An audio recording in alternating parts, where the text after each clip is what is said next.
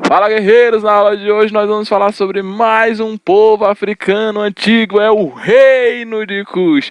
O Reino de Cush, ele é vizinho ao Egito, ele fica ao sul do Egito e por isso sofreu grande influência egípcia, tá?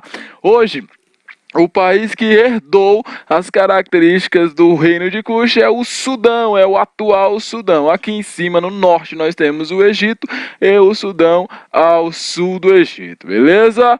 A influência, como eu falei para vocês, do Egito na questão do Reino de Cush, ela é muito grande. A primeira influência é sobre a religião. Vários deuses egípcios estão no panteão de deuses do Reino de Cush. É preciso notar que vários deuses que os egípcios adoravam também eram adorados pelo Sudão, já que eles tinham grande contato, principalmente por causa da nascente do Nilo que acontecia lá no Sudão, lá no Reino de Cush. Também na questão política era muito importante, teve uma influência muito grande os egípcios sobre a política do Reino de Cush e ainda sobre a arquitetura, já que o Reino de Cush também faziam pirâmides para enterrar o corpo dos seus governantes. Como eu falei para vocês, o Reino de Cush era politeísta, adoravam vários deuses e deuses muitas vezes trazidos do estrangeiro. É o caso do deus Marduk, que é mesopotâmico, e do deus Apedemaque, que vem do Egito. Vários são os deuses adorados no Reino de Cush. E como foi citado aí, o Reino de Cush também faziam as suas pirâmides com o intuito de enterrar os corpos mumificados dos seus governantes. A cidade mais conhecida com o maior número de pirâmides, até mesmo maior do que o Egito, é a cidade de Meroé, tá? Uma das grandes capitais do Reino de Cush, junto com Napata. A cidade de Meroé, ela possui uma grande quantidade de pirâmides, só que num formato, num tamanho menor que a egípcia. Tem um tamanho menor e ainda possuía uma espécie de santuário, de capela, onde os vivos depositavam ofertas para os mortos, tá? Algumas dessas pirâmides foram retiradas, o topo dela não era assim, elas eram completas, o topo dela foi retirado por vândalos que tentavam descobrir o tesouro dos governantes do Reino de Cush. E ainda sobre o Reino de Cush, teve um período lá no século 7 a.C.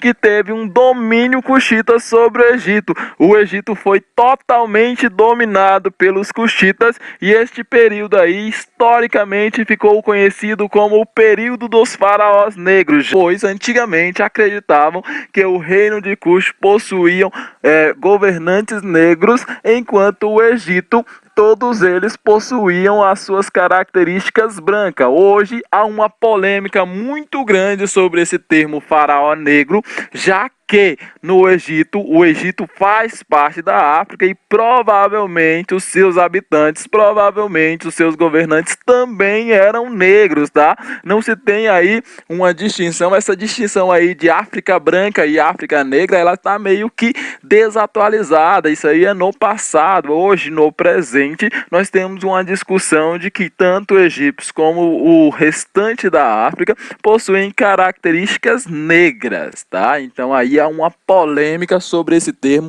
o período dos faraós negros, mas é como a maioria dos historiadores se remetem a este período em que o Reino de Cush dominou o Egito por completo. Entre os faraós negros, o que mais se destaca é Taharqa. Taharqa é um grande faraó negro que fez grandes monumentos dentro do Egito. E dentro do Reino de Cush nós temos ainda um destaque especial para as mulheres. As mulheres tinham uma grande influência política, principalmente as rainhas, as mães dos governantes e as esposas dos governantes. Elas eram chamadas de Candaces ou Candaces, tá? E elas tinham um grande poder político. E você aí que está com dificuldade de memorizar esse nome, basta lembrar aí da Candace, dos desenho Phineas e Ferb.